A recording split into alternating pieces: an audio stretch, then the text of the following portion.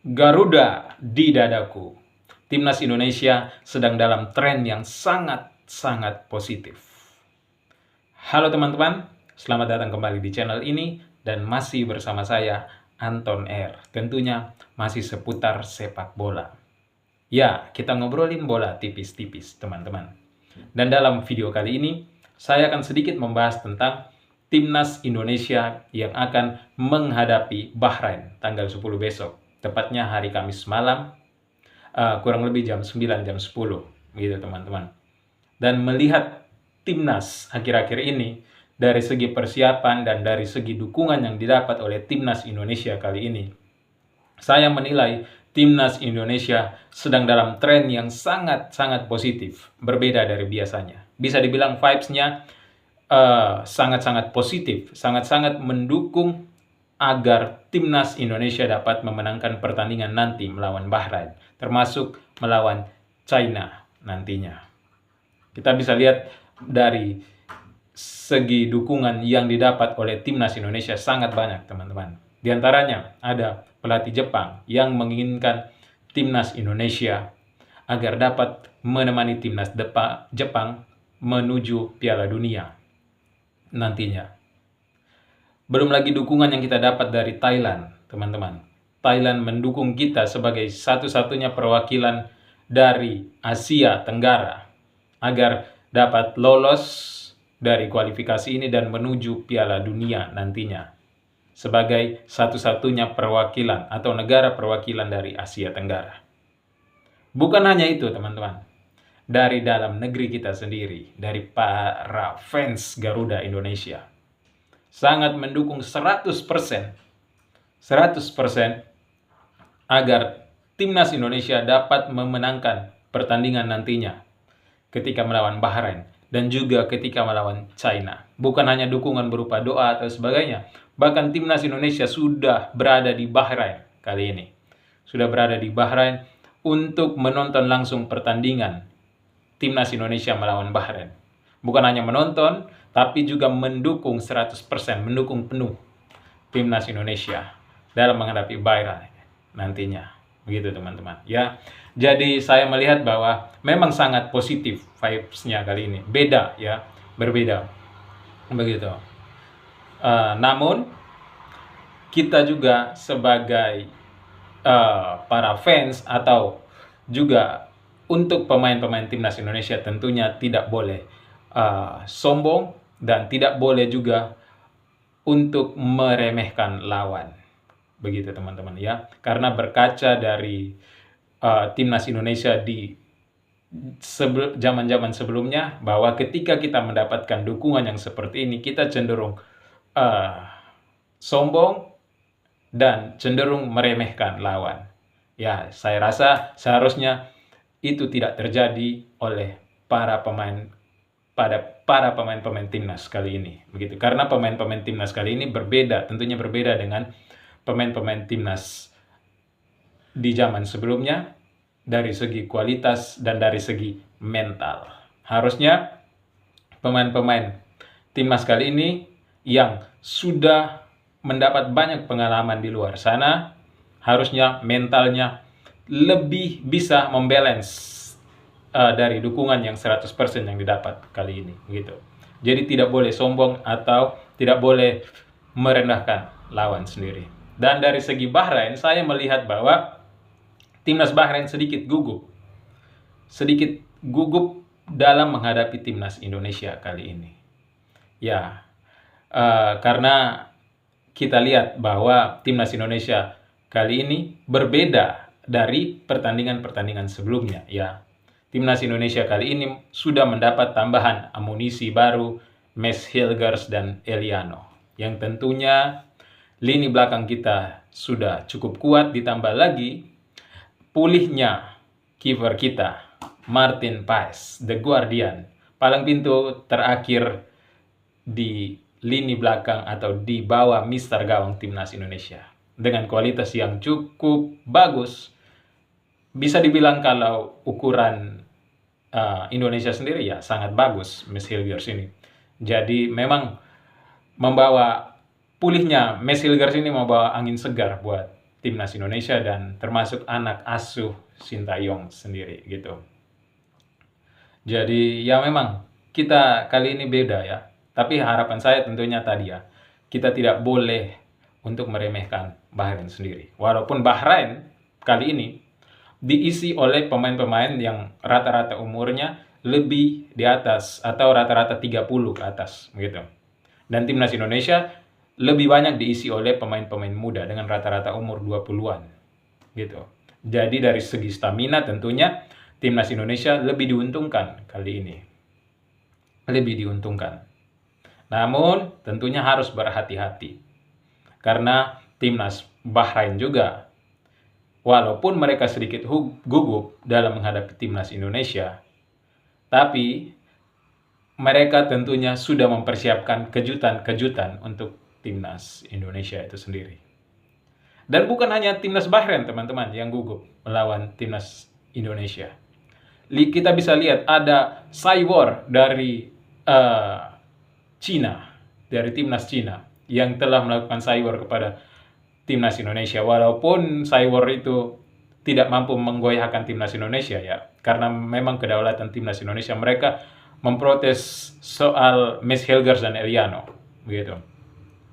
Ini membuktikan bahwa timnas Indonesia memang sedang dalam tren yang sangat positif tadi, yang saya bilang. Begitu, teman-teman. Jadi, tidak perlu kita ragukan lagi soal kualitas timnas Indonesia kita kali ini. Namun, memang kita juga tetap harus waspada dalam menghadapi Bahrain dan China nantinya. Begitu, teman-teman. Tetap harus waspada. Walaupun dari segala sisi kita mendapatkan dukungan, kita mendapatkan tren yang positif, tapi tetap kita harus waspada. Oke, kita review sedikit tentang Bahrain yang akan menghadapi Indonesia. Bahrain, teman-teman, diisi oleh pemain-pemain yang rata-rata umurnya 30-an ke atas. Namun, tentunya kita harus hati-hati, karena sebelumnya timnas Bahrain telah mengalahkan Australia 1-0.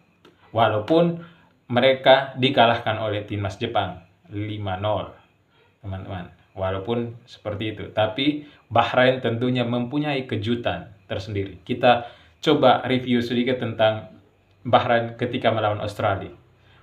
Permainan timnas Bahrain ketika melawan Australia memang sedikit reaktif, teman-teman ya. Reaktif maksudnya sedikit bertahan atau lebih banyak bertahan daripada membalas serangan dari Australia. Namun, Bahrain cenderung bermain lewat winger atau flanknya, ya di kiri dan kanan. Jadi counter attack yang diandalkan waktu itu. Sehingga Bahrain bisa memanfaatkan kesempatan dengan baik dan bisa memenangkan pertandingan tersebut.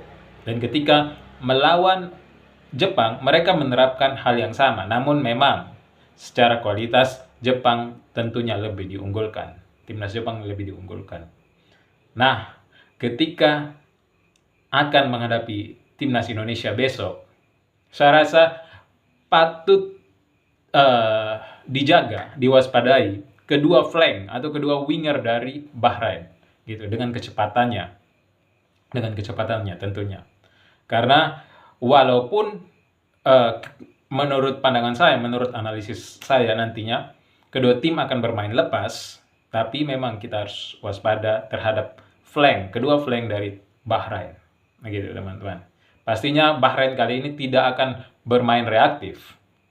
Ya, harusnya Bahrain dengan kualitas permainan yang seperti kemarin dan lebih diuntungkan bermain di kandang, harusnya Bahrain lebih bermain menyerang gitu daripada timnas Indonesia.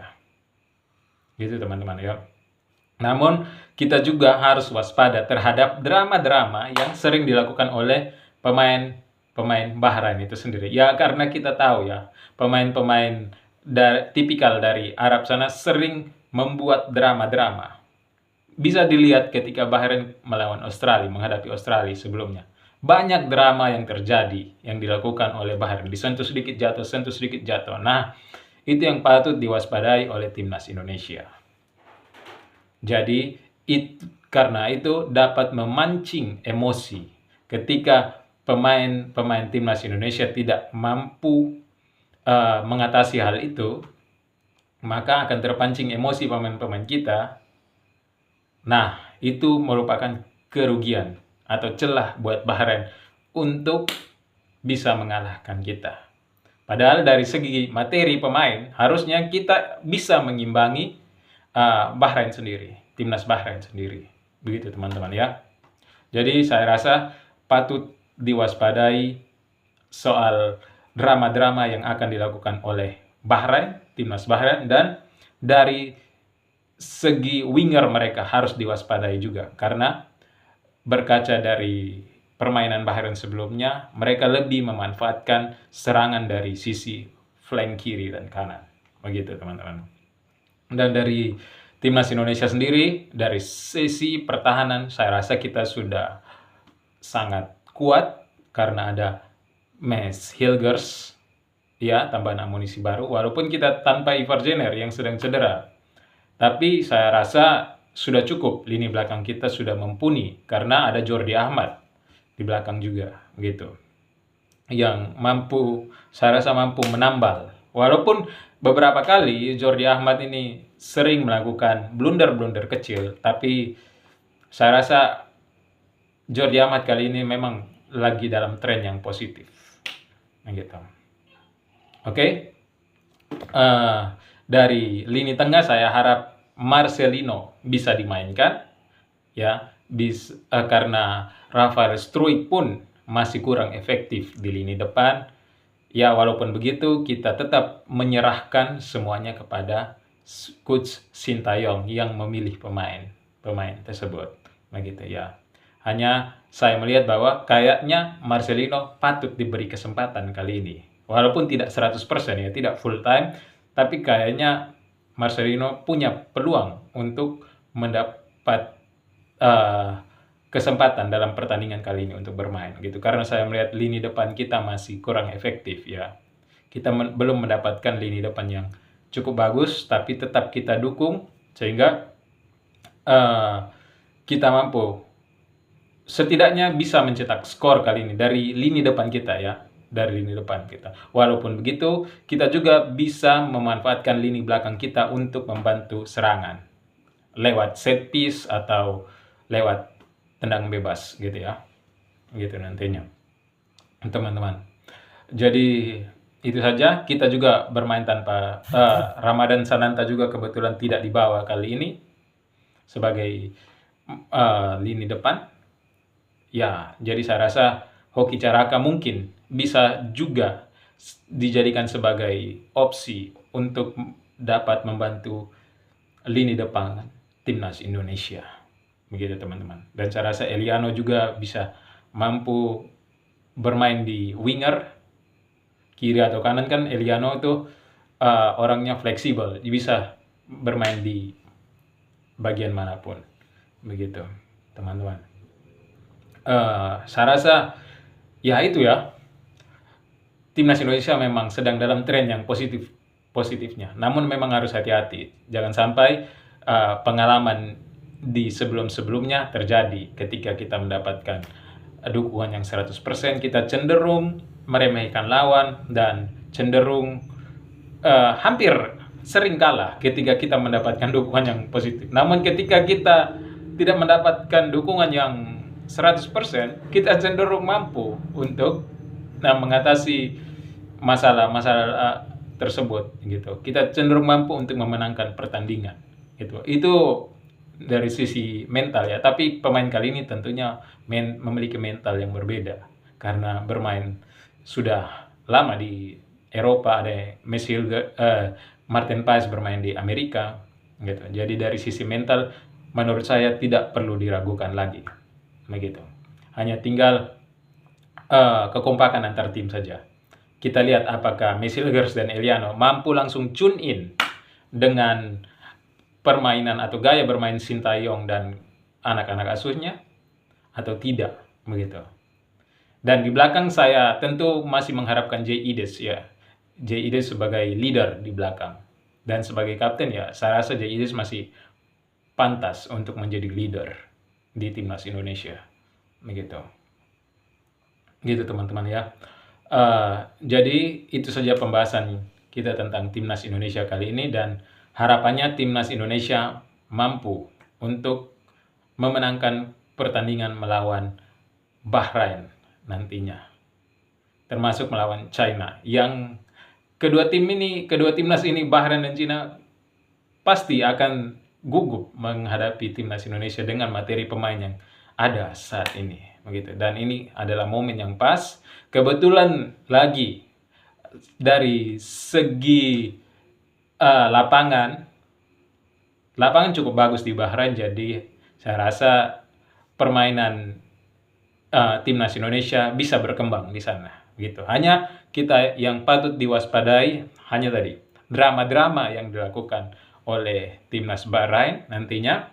Terus wasit, apakah wasit bisa netral atau tidak, karena tentunya main di kandang Bahrain biasanya dari pengalaman sebelumnya, wasit akan lebih cenderung ke atau membela Bahrain, begitu, berat ke Bahrain, ke tuan rumah, gitu. Ya, kita saksikan saja apakah drama-drama yang akan terjadi, apakah kejutan-kejutan yang akan terjadi pada saat timnas Indonesia melawan Bahrain tanggal 10 besok, hari Kamis malam. Oke, itu saja dari saya. Salam Garuda di dadaku. See ya.